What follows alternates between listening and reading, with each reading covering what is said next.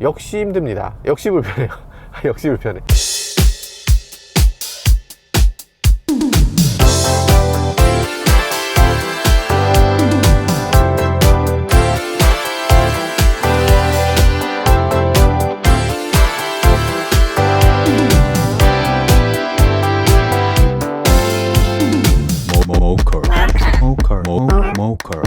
모커.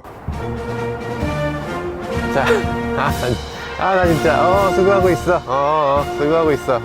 안녕하세요, 모카 김한영입니다. 제가 오늘 만나보는 차는 투싼입니다. 투싼 중에서도 하이브리드인데요. 투싼 하이브리드는 기존의 하이브리드하고 전혀 달라요. 보통의 하이브리드라면 그냥 연비를 높이기 위해서 가솔린 엔진보다는 좀 힘은 없지만 아쉬운 대로 차는 차였잖아요. 근데 요번에 타보는 이 투싼 하이브리드는 기존에 있었던 가솔린 엔진의 모든 것을 갖추고 거기에 추가로 전기 모터를 더했기 때문에 출발부터 아주 신나는 가속감을 느낄 수 있도록 해준다는데요. 어떤 차인지 직접 살펴보시죠. 뭐라고? 아니 지금 소렌토하고 크기가 비슷하다고 말이 되는 소리래요. 한번 내가 붙여볼게. 내가 무슨 말도 안 되는 소리 하고 있어.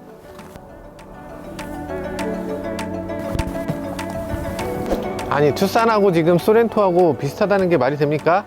말이 되네? 말이 되네. 말이 되네요. 잠깐만, 이게 어떻게 된 거야? 투싼이 엄청 커졌네요. 우와, 충격. 이 충격 너무 충격입니다. 어떻게 이렇게 비슷하지? 이 휠베이스가 엄청 길어졌어요. 바퀴가 요 정도밖에 차이가 안 난다고? 그런데 물론 다른 점은 있어요. 물론 여기서 바퀴가 끝나지만 얘는 그 뒤로 이만큼 더 있고, 이런 차이가 있는 거죠. 사실 이 두 개의 크기 차이는 어마어마합니다. 어마어마해요. 변명같이 들리나? 내가 좀 이따가 이 차 차박을 해보면서 정확한 크기를 비교해 드리겠습니다. 그거 보시면 아마 아실 거예요. 출발하기 전에 제일 먼저 뭐 해야 되죠? 헤드레스트를 조절해야 됩니다. 왜냐하면 후방에서 추돌을 당할 수 있기 때문에. 후방 추돌을 당하면 보통 어떻게 돼요? 뒤에서 누가 치면 목을 딱 잡고 나옵니다. 헤드레스트를 제때 안 맞춰줘서 그렇게 목을 잡고 내리시는 거예요. 헤드레스트는 그만큼 중요합니다. 어쨌든 막히는 김에 요거 한번 테스트 해보죠. 반자율 주행이라고 우리가 얘기하는 거, HD 한번 잘 작동되는지 해보도록 하죠. 사실 많은 분들이 오해하시는 게 있는데, 고속도로에서 잘 달릴 때 HD를 쓰는 건가 라고 생각하시는 분들 계세요. 근데 그거 아니고 이렇게 막히는 길에서 쓰라고 있는 거예요. 그러니까 짜증나, 운전하기 싫어, 뭐 이럴 때 차가 어느 정도 해주면 안전에도 도움이 되고 피로도도 낮아지니까 이런 경우에 너무 좋습니다. 그리고 현대차가 초창기에 이거 잘 못했잖아요. 내가 볼 땐 분명히 저기 차 있으면 지금부터 감속해야 될 것 같은데 왜 안 하지 하다가 마지막에 가서 한다거나 그런 경우도 있었죠. 사실 지금 현대차의 어댑티브 크루즈 이거 사용하는 거 보면 너무 안심이 됩니다. 충분하다, 불안감이 하나도 없다, 마음이 탁 놓인다, 이런 생각이 들어요. 하나 조금 아쉬운 점이 있다면 앞차와의 거리가 지금 가장 좁혔는데도 이 정도거든요. 지금 옆에 있는 차들보다 훨씬 제가 넓게 가고 있잖아요. 이 정도면 누가 껴들어요. 누가 껴드는 정도 거리기 때문에 요거보단 조금 더 가까웠으면 좋겠어요. 가까우면서 안심되게 해달라. 굉장히 이율배반적이고 말이 안 되는 것 같지만 사실 할 수 있습니다. 어쩔 때는 가깝게, 어쩔 땐 멀게, 사람들 다 그런 식으로 주행하잖아요. 그런 것처럼 해줄 필요가 있어요. 이 핸들에 대해서는 굉장히 지금 둔감한데 심각한 문제가 있습니다. 뭐냐면 내가 핸들을 잡았는지 안 잡았는지를 차가 인식하는 게 이 토크 센서를 이용해서 인식하는데 그게 그렇게 민감하지가 않아요. 지금 투싼이 특히 민감하지 않네요. 그래서 자꾸만 핸들을 잡으라고 나오는데 지금도 잡으라고 나오잖아요. 나 잡고 있거든? 나 잡고 있어요. 잡고 있어. 나 잡고 있어. 나 잡고 있잖아요. 이 차는 여러 가지 면에서 봤을 때 아반떼를 올린 차라는 인식이 강하게 듭니다. 그런 느낌이 드는 가장 큰 이유는 계기판인데요. 계기판의 디자인이 뭐 여러 가지로 나올 수 있잖아요. 차마다 디자인을 다르게 할 수 있을 텐데 현대차 전체에 계기판이 두 가지밖에 없는 거, 요건 조금 개선의 여지가 있지 않나 하는 생각이 듭니다. 이 현대차는 자동차를 만들던 회사다 보니까 이 그래픽을 만드는 이런 IT가 자동차 계기판 만드는 것보다 어렵지 않을까 이렇게 생각하는 것 같아요. 그렇지 않고요. 그래픽은 그냥 디자이너 분들한테 맡기면 이분들이 하루아침에 100개도 만들어줄 수 있어요. 코너링 한번 볼까요? 코너링 좋은가? 좋은가요? 네, 그냥 뭐 무난합니다. 소렌토하고 비교했을 때 뭔가 핸들링 특성이라든지 이런 게 뭐 되게 좋고 이런 거 아니고요. 이게 훨씬 작은데 그러면 이거보다는 훨씬 더 다이나믹하게 주행돼야 되는 게 아닌가 하는 생각을 살짝 해보게 되는데, 막 이렇게 다이나믹한 타입의 자동차는 확실히 아닌 것 같아요. 이 투싼 같은 경우는 하이브리드가 가장 매력적인 상품입니다. 뭐 정숙성도 갖추고 있고요, 출력도 가장 높아요. 그래서 이 하이브리드는 가솔린 2.0 엔진에 비해서 훨씬 더 다이나믹하게 주행할 수 있는 자동차, 훨씬 더 좋은 자동차로 생각되는데, 그런데 그런 것에 비해서는 굉장히 획기적이고 이러지가 않네요. 그냥 무난한 주행 감각으로 만들어져 있습니다. 다이나믹함을 살리지 않았어요. 지금 이 차는 하이브리드인데 하이브리드에 4륜구동 옵션이 없어요. 전륜구동 온리 하이브리드라서 조금 아쉽다고 해야 될까요?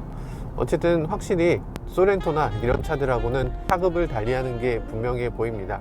자, 말이 나온 김에 하이브리드 파워트레인에 대해서 간단하게 살펴보면요, 버튼 하나로 하이브리드로 들어갈 수 있는 버튼이 있으면 좋겠는데, 지금 전기의 힘으로만 가는지 엔진 시동이 걸렸는지 이런 것들을 보여주는 그래픽이 들어가 있어야 될 것 같은데, 이거 옛날에 아반떼 하이브리드에 사용했던 그 인터페이스에서 크게 나아지지 않았어요. 이게 뭡니까? 야, 세상에.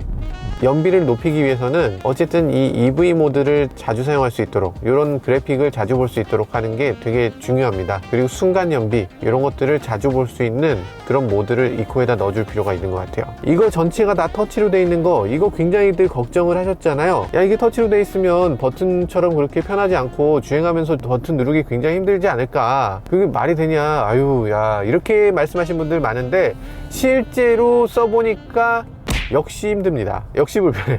왜 굳이 터치로 했어요? 그래, 터치로 한 10 정도 할 수 있어. 그래도 버튼은 몇 개 좀 남겨놔야지. 전체를 다 터치로 하니까 이 전체 중에 어디를 누르게 될지 굉장히 불안하고, 누르고 싶은 거를 누를 수 없을 것 같은 느낌이 확 들어요. 턱이라도 있었어야 돼. 턱이라도 있어서 대충 이렇게 안 보고도 누를 수 있는 그게 있었어야지. 그냥 민자에다가 이렇게 하면 어떡해요. 그냥 전체 디스플레이로 하지, 이럴 거면. 아, 조금 아쉬운 인터페이스네요. 제가 너무 올드해서 그럴 수 있어요. 신세대들은 다 터치를 더 선호할 수 있죠.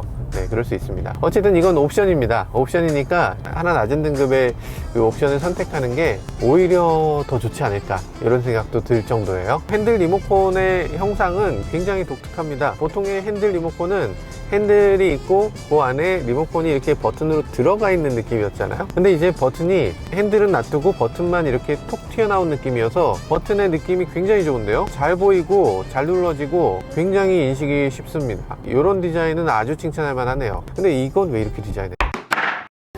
아, 그래요. 차 외관을 보니까 이런 장소에 되게 잘 어울리는 것 같기도 하네. 먼 이렇게 펼쳐져 있는 저 미래를 향해서 달려가는 것 같은 그런 자동차 디자인이잖아요. 멋지지 않아요? 뭔가 이 분위기하고도 잘 어울리는 것 같고, 약간 오프로드 같은 이런 도로에서도 잘 어울리는 것 같고, 거의 최적의 장소를 찾았네. 이 외관 디자인이 밖에서 나와서 보니까 더 튀는 것 같아요. 주행하는 거 볼 때 어땠어요? 많이 튀었어요? 데일라이트 때문에 확 튀어요. 정말 이게, 이 데일라이트 자체가 워낙에 인상이 강하고요. 그리고 옆에 측면에서 봤을 때 이 라인도, 길에서 아반떼를 봤을 때도 이 옆에 있는 저 라인이 너무나 섹시하고 너무나 멋지잖아요. 그런 모습이 굉장히 인상적으로 보이는 차입니다. 그리고 헤드램프가 이쪽에 있는데 이 데일라이트만 켜져 있어도 인상적인데, 자, 이렇게 됐을 때도 예쁜가? 괜찮은데요? 저는 괜찮게 보이는데, 램프를 껐을 때 느낌도 사실 의외로 괜찮아서, 이런 엠블럼 같은 것도 일반 도로에서 보니까 이것도 나쁘지 않은 느낌이 들어요. 잠깐, 이거 뭐지? 대박 사고, 큰일 났다. 돌방을 맞아서 얘가 지금 벌써 이렇게 됐어요. 아, 이게 크롬으로 만드는 게 다 이유가 있었구나. 이게 다크 크롬이니까 이 돌방에 취약합니다. 저 엠블럼 장사가 잘 될 것 같아요. 많은 사람들이 바꿔야 될 것 같아. 그런 생각이 들고요. 전체적으로 봤을 때 이 비율이 실내에서 봤을 때보다 밖에서 봤을 때 훨씬 더 멋져 보이고 훨씬 더 큼직해 보입니다. 거대한 투싼이라는 걸 알 수 있어요. 보통 이 정도에서 끝나야 될 것 같은 느낌인데 이게 어떻게 여기까지 있지? 이 뒤쪽은 진짜 거대하게 느껴져요. 사실 오늘 이거 요소수 PPL을 넣어야 되는데 그걸 못 넣는 게 조금 아쉽네요. 이게 원래는 디젤 엔진의 경우는 요 주유구 오른쪽에 이 요소수를 넣는 구멍이 원래 있어요. 근데 그것하고 이 통을 공유하기 때문에 이렇게 큰 거고요. 이 차는 디젤이 아니라 가솔린이어서 네, 이렇게 이 부분이 비어 있는 걸 볼 수가 있습니다. 디젤 엔진에는 당연히 유록스를 넣어야 돼요. 아, 이거 PPL 해야 되는데 가솔린에 절대 넣으시면 안 됩니다. 좋은 점은 이렇게 해서 표, 네, 이런 거 되게 좋네요. 밖에서 눌러서 열리게 하는 거 이제 당연하다는 생각이 듭니다. 제 차 소렌토도 이런 식으로 돼 있는데 한 가지 조금 아쉬운 게 이 누르는 위치에 따라서 나중에 잘 안 열리게 될 때가 있어요. 이 부분을 조금 개선해 줬으면 좋겠는데 이 차는 어떨지 잘 모르겠네요. 이 차는 그런 대로 괜찮은 것 같아요. 네, 얼마나 시끄러운지 알아보기 위해서 우리 PD님을 모셨습니다. 재능이 많아요. 군악대 출신 진짜 사나이 PD를 한번 모시고 얼마나 방음이 잘 되는지 알아보도록 하겠습니다. 지금 데시벨이 42를 지나고 있네요. 자,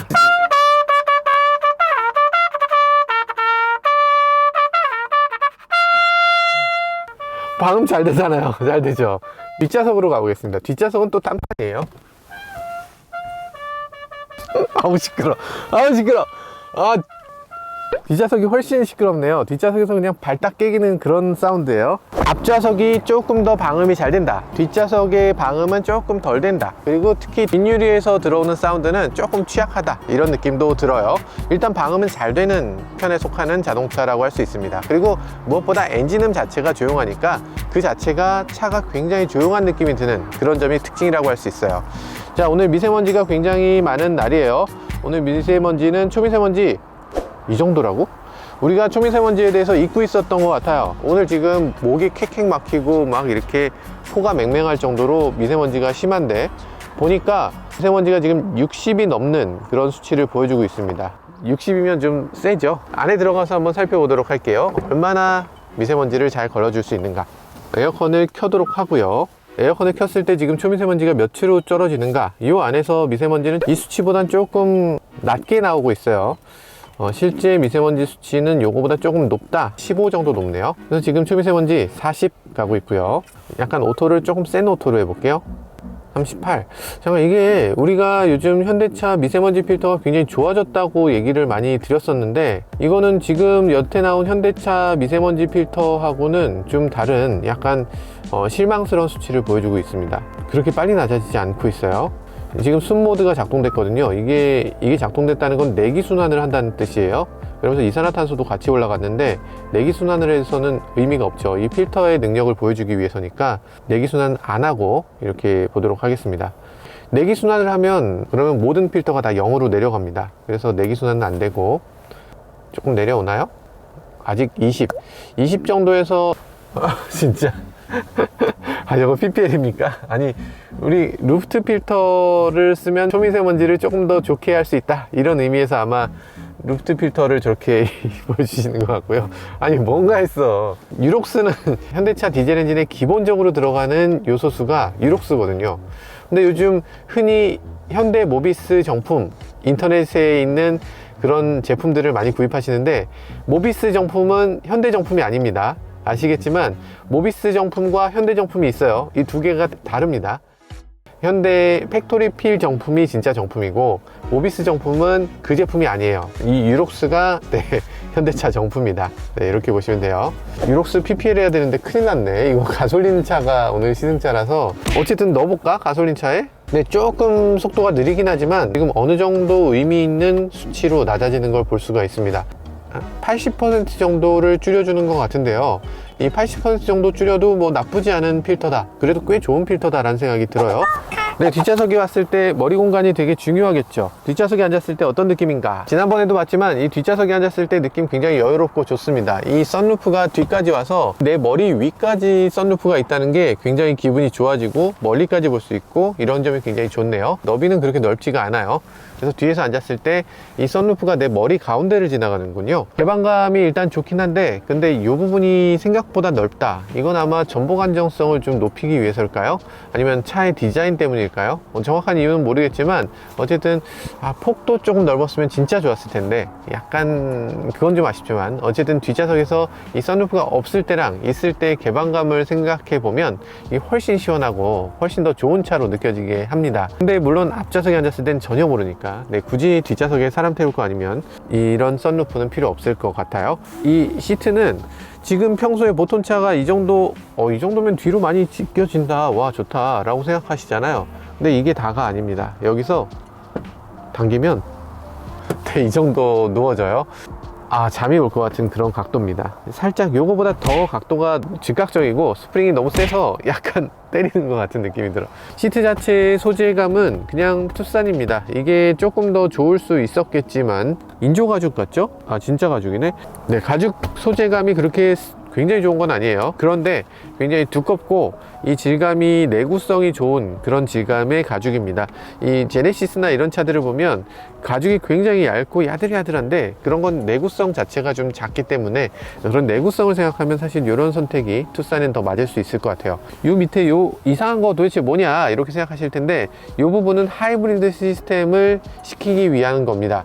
그래서 여기서 공기가 빨려 들어가서 이 하이브리드 쪽으로 공기가 들어가요. 어쨌든 배터리를 식히기 위한 것이다 이렇게 생각하면 됩니다. 코나 하이브리드도 얼마 전에 봤는데 코나 하이브리드는 시트가 조금 높아지면서 뒷좌석 공간이 굉장히 불편했거든요. 근데 이 차는 지금 하이브리드를 하는데 딱 맞는 정도 라는 생각이 들어요. 시트의 높이라든지 발판의 편의성이라든지 발이 앞좌석 아래로 들어가는 부분이라든지 모든 면에서 이 뒷좌석에서 여유로움이 그냥 느껴집니다. 이 투싼 같은 경우는 무조건 하이브리드가 답인 것 같습니다. 이게 지금 굉장히 조용하거든요. 이 엔진이 지금 돌고 있는데 엔진 시동이 언제 걸렸는지를 알 수가 없어요. 너무 조용합니다. 아니 어떻게 엔진이 이렇게 조용할 수가 있지? 엔진이 언제 돌았냐? 시프트 다운을 조금 해주죠. 조금 해줘서 시끄럽게 한번 만들어 볼게요. 이렇게 해줘야 또 차를 운전 잘하는 것 같잖아. 네, 약간 RPM을 높여 보는데요. 어우, 가쁘네요.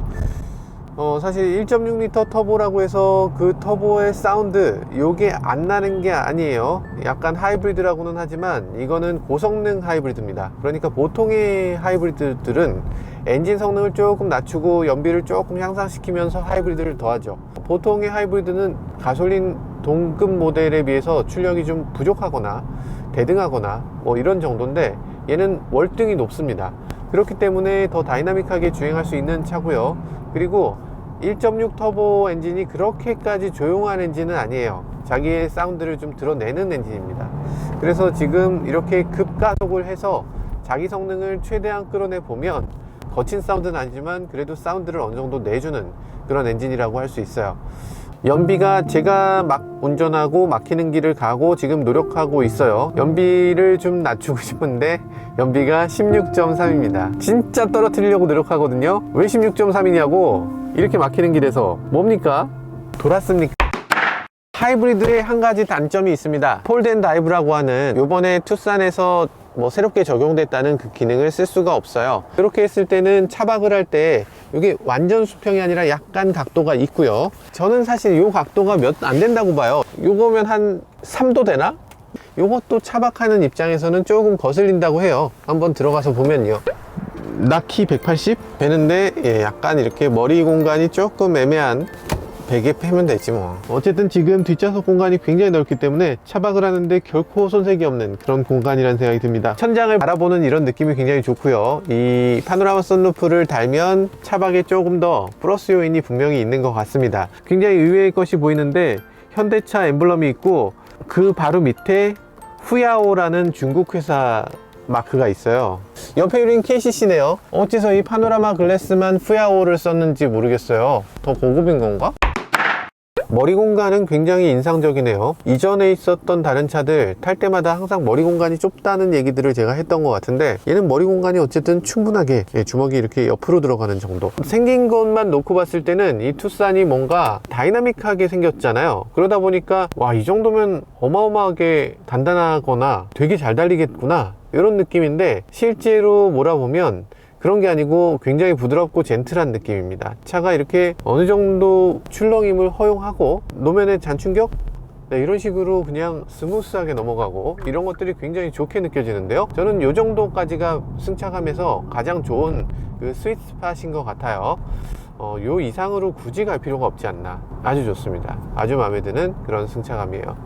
가운데 있는 디지털 디스플레이에 내비게이션 화면이 나타나는데 내비게이션 전체를 보여주는 게 아니고 이렇게 서머리해서 보여주니까 저는 뭐 이게 더 좋게 보이기도 하네요. 언제 꺾어라 160m 뒤에 150m 뒤에 이런 식으로 카운트다운을 해주는 바가 있으니까 잃어버리지 않고 잘 갈 수 있을 것 같아요. 근데 그거보다 더 좋은 방법은 HUD로 여기다 비춰주는 건데 이번 투싼은 이 HUD가 빠졌습니다. 이 형상만 놓고 봐도 HUD 들어가기 좀 어렵겠다 싶은 형상으로 만들어져 있어요. N이라도 나오면 혹시 N에서 HUD를 넣어주지 않을까 하는 기대를 살짝 하셨던 분이 계시다면 넣을 수 없을 것 같습니다. 이런 형상이면 어떤 식으로든 넣기 어려울 것 같고요. 코나에는 헤드업 디스플레이가 컴바이너지만 있는데 투싼에는 없다. 이해가 안 됩니다. 불편하게 느끼실 것 같아요.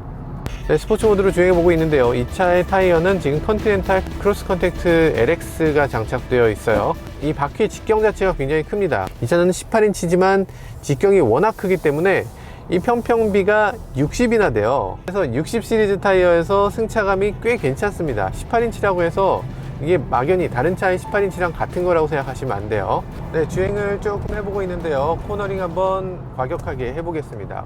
코너링 생각보다 괜찮아요. 저 앞에 있는 저희 촬영차, 너무 빠른 촬영차이기 때문에 잡기 쉽지 않지만 어쨌든 그래도 꽤 괜찮은 그런 주행 감각을 보여주네요. 엔진룸을 열어보면요, 이 하이브리드 스마트 스트림 G 엔진 이렇게 딱 써 있고요. 가솔린 엔진 4기통이라는 얘기죠. 1.6L 터보 엔진을 갖고 있어서 이 엔진이 주는 성능이 꽤 괜찮아요. 1.6L 치고 이 정도 성능? 놀랍다 라는 느낌이 드는 그런 엔진이고요. 이쪽에 보면요, 여기는 지금 냉각수가 들어있는데 보통 냉각수가 초록색으로 많이 알고 계시잖아요. 근데 지금 여기 있는 냉각수는 절연 냉각수입니다.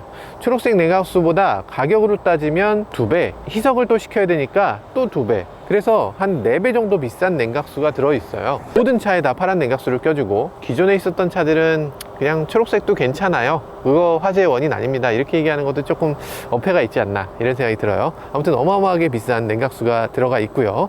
그리고 이쪽에도 냉각수가 지금 바뀌었습니다. 이제 현대차 모든 냉각수가 분홍색으로 바뀌고 있어요. 그러니까 이거는 절연 냉각수가 아니고 이건 절연 냉각수로 좀 더 비싼 냉각수, 이렇게 두 개를 구분해서 쓸 정도로 이 하이브리드 시스템에는 이 절연 냉각수를 필수적으로 사용하고 있다, 이렇게 보셔도 될 것 같아요. 자, 그리고 브레이크 같은 경우는 하이드로백이라는 커다란 동그란 제품이 있었잖아요. 진공이 빠져나가면 더 이상 브레이킹이 안 되고 이런 일들도 있었는데 진공 배력 장치가 없어지고 그 대신에 전자장비를 이용해서 브레이킹을 배력해주는 그런 식으로 바뀌었습니다. 좋은 그런 시스템으로 바뀐 것 같고요. 예전에는 수입차들이 굉장히 엔진룸이 잘 만들어졌고 우리나라 차는 좀 거기에 굉장히 멀리 떨어져 있다라고 생각했는데 이제는 굉장히 고급스러운 이런 엔진룸 요소들이, 부품들의 품질이라든지 이런 것들이 딱 봐도 보이잖아요. 이런 것들 굉장히 우수하게 이제는 보이는 것 같고요. 그리고 하이브리드 시스템도 어느 정도 이제 정리가 좀 된 것 같습니다. 옛날처럼 막 전선이 막 날아다니는 게 아니라 어떤 전선이 어떻게 가야 되고 이런 것들에 대한 길을 확실하게 찾고 있는 것 같아요.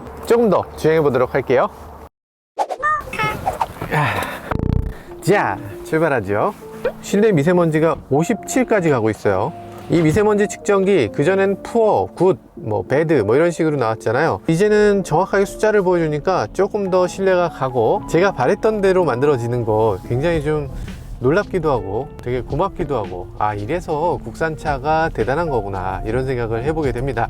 만약에 수입 메이커라면 이런 거 부족함이 있거나 우리나라 사람들 취향에 안 맞아도 그게 개선되는데 한참 걸릴 거잖아요. 근데 이렇게 즉각적인 개선이 이루어진다는 거, 이게 국산차의 장점인 것 같아요. 근데 전체적으로 왜 이렇게 팔걸이를 높게 만들었을까요? 이게 나만 이렇게 높게 느끼나? 이게 이상하다는 생각이 안 들었을까요? 만드실 때 조금 낮았어야 되는데 이거 올릴 때는 너무 이상해. 엔지니어들 입장에서는 아마도 이게 비인체 공학 쪽이다 이런 식으로 얘기를 할 거잖아요. 그렇구나, 그러면 디자인을 조금 희생해서라도 조금 바꾸지 라고 해야 되는데, 아니야, 너네가 이걸 맞춰줘야 돼, 이런 식으로 하는 것 같아요. 약간 높아서 이걸 적당한 위치로 낮추려면 시트를 높여야 되는데, 시트가 이 정도 되면 조금 다른 차의 적당한 정도 팔걸이 높이 이렇게 되네요. 시트 조절 범위가 굉장히 커진 것도 인상적입니다. 국내 자동차 회사들은 약간 이 시트 조절 범위에 대해서 조금 인색하죠. 왜냐하면 우리나라 소비자들을 기준으로 하다 보니까 우리나라의 어지간한 분들의 키는 대충 어느 정도일지 가늠이 되잖아요. 근데 미국은 키가 너무 작은 사람부터 너무 큰 사람까지 다 있기 때문에, 부피도 너무 큰 사람과 너무 작은 사람이 다 있기 때문에 범위가 좀 넓게 그렇게 만들어야 된다는 생각을 요즘 하고 있는 것 같아요. 실제로 조사 결과에서도 한국 자동차들이 이 조절 범위가 좀 부족한 걸로 많이 나타나기도 했죠. 그런 부분은 굉장히 미국 시장에 좀 어느 정도 잘 맞춰져 있는 부분인데, 이 폭 부분 그리고 이 높이 부분, 요게 우리나라에서는 사실 뭐 그렇게까지 이 폭이 더 넓을 필요까지는 없는데, 아마 미국에 있는 소비자들은 보다 훨씬 뚱뚱한 사람들이 있잖아요. 사람들이 느낄 때는 조금 좁다고 느낄 수 있을 것 같아요. 이 양쪽으로 높고 약간 몸 쪽으로 왔기 때문에 좁은 데 들어있다 라는 느낌을 안 주는 게 되게 중요한데, 그 좁은 데 들어있다는 느낌을 받게 디자인이 돼 있어요. 이 주력 시장이 미국인데 그건 좀 의아하다는 생각이 드네요.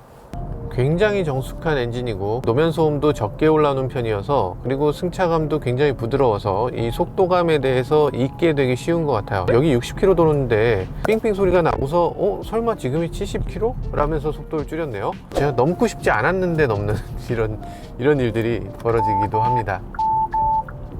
물론 굉장히 잘 만들었습니다. 잘 만든 자동차인 거 인정. 정말 깔끔하고 정말 훌륭한 자동차예요. 굉장히 디자인이라든지 이런 부분은 좀 더 다이나믹한 느낌이지만 무난한 주행 감각을 갖고 있는 게 이 차의 특징이라고 할 수 있어요. 무난하다는 게 아쉬운 점도 될 수 있지만 가장 어려운 점이기도 합니다. 사실 이렇게 무난하게 만든다는 것 자체가 굉장히 어려운 일인데, 이런 걸 해냈다는 것도 굉장히 주목할 만한 점인 것 같습니다. 대단한 성과를 거둔 것 같네요.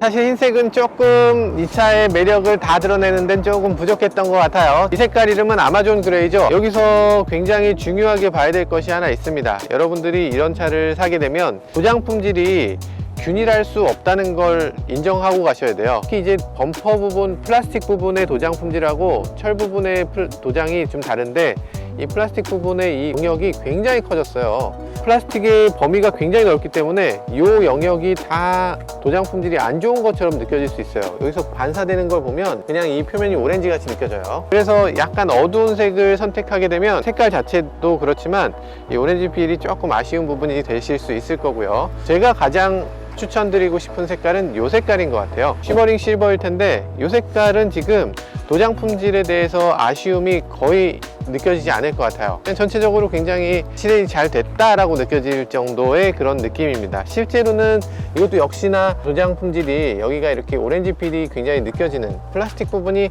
범퍼가 밑에 있을 때만 해도 느껴지지 않았지만 이렇게 윗부분까지 플라스틱이 되고 나니까 이 부분이 꽤 거슬릴 수 있는 그런 부분일 수 있어요. 네, 이 부분과 이 부분은 확실히 다르죠. 어느 정도 펄이 있고 이 반사가 완벽하게 되지 않는 그런 실버이기 때문에, 네, 이런 것들은 꽤 예쁘게, 그러면서 차체의 윤곽도 잘 드러나게 이렇게 보이는 것 같아요. 검정색도 뭐 물론 예쁘죠. 검정색은 언제나 옳다는 느낌을 보여주는 그런 색깔입니다. 지금 네, 조금 거슬리는 부분이 눈에 띄네요. 그래서 이 부분이 좀 아쉽게 느껴지기도 합니다. 이 정도 차급에 이 정도 도장이면 나쁜 건 아닌데, 그래도 약간 티가 덜 나는 게 좋잖아요. 약간 좀 무난한 색깔, 약간 펄이 좀 들어있는 색깔을 선택하시는 게 조금 더 유리할 것 같습니다. 네, 지금까지 투싼을 시승해 봤는데요. 정말 다양한 자동차를 타보지만 이렇게 투싼만큼 기본기에 충실하고 여러 가지로 사람들을 만족시켜 줄 만한 자동차도 찾아보기 힘든 것 같습니다. 굉장히 훌륭한 자동차, 과연 이래서 투싼이구나 라는 것을 느끼게 하는 그런 시승이었던 것 같아요. 물론 우리나라에서도 투싼 굉장히 잘 팔릴 수 있는 자동차지만, 저는 개인적으로 일본 메이커들의 자동차들을 뛰어넘을 수 있는 그런 날이 빨리 오기를 바라봅니다. 지금까지 저는 모카 김한용이었습니다. 감사합니다.